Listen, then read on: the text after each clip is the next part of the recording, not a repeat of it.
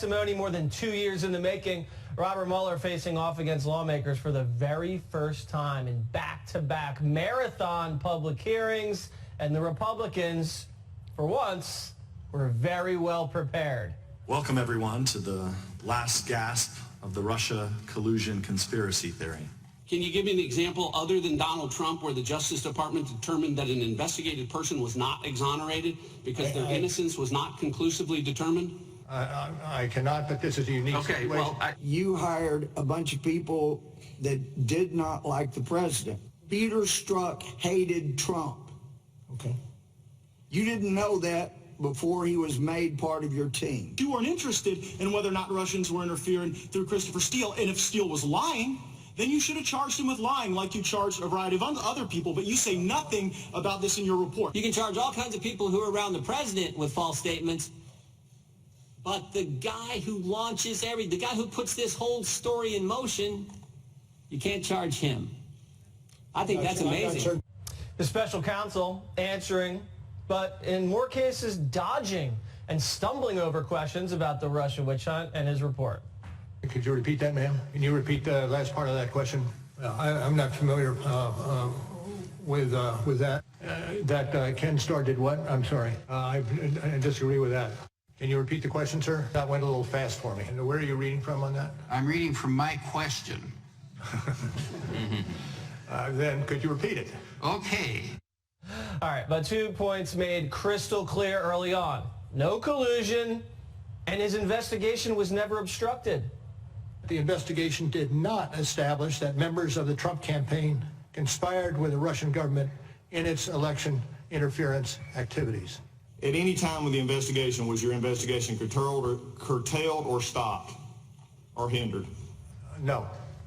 House Judiciary Committee members Congressman Matt Gaetz of Florida and Louie Gohmert of Texas were there questioning Mueller, and they join me now.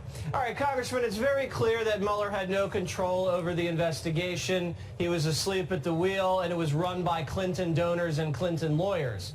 So that means only one thing, that Donald Trump was framed by Team Clinton, and Donald Trump was investigated by Team Clinton, and Donald Trump won and came out on top, which just goes to show how crooked and ineffectual Hillary Clinton actually is, Congressman Gohmert.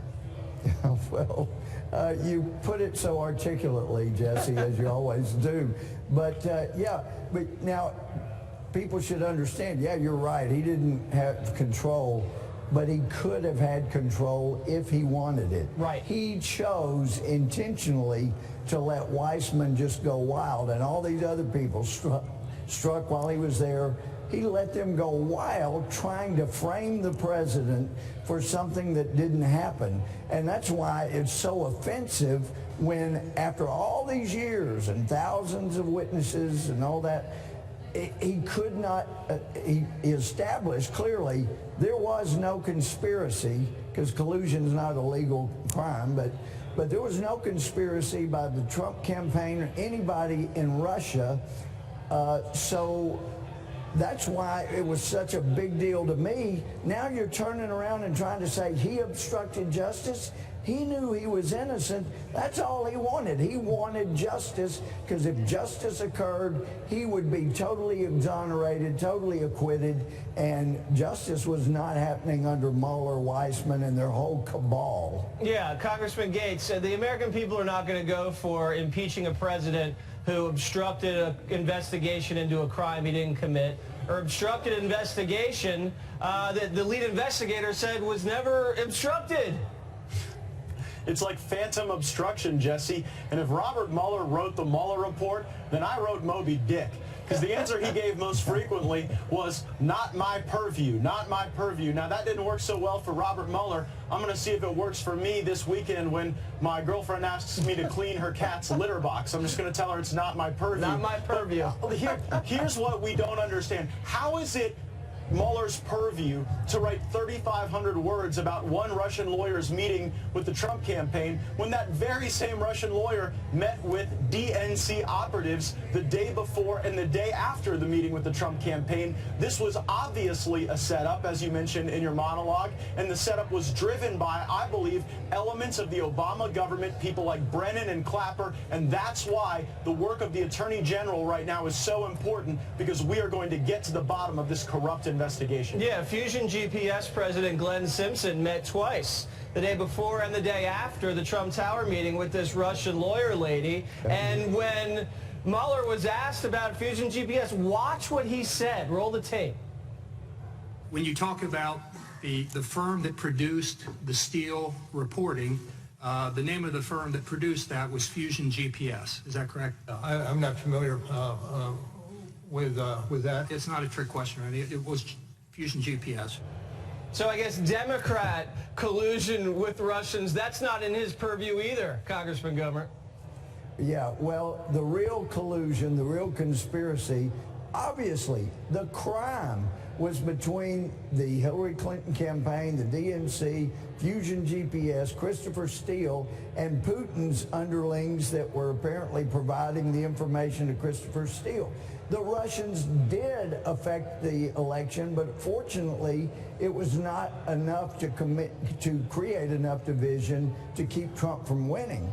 But their Russians' real goal was to create divisiveness in America, and by feeding the Hillary Clinton campaign foreign false information on Donald Trump, they really did a good job in helping divide America. And the Democrats are still doing the Russians' dirty work because they continue to push this fake crime. Congressman Gaetz, right now, everything has failed when it comes to taking down the president, and these have all been cheap shots because this is not like traditional general election politics. It's all tried to short-circuit the democracy. You're talking about impeachment, exposés, lawsuits, leaks, setup jobs.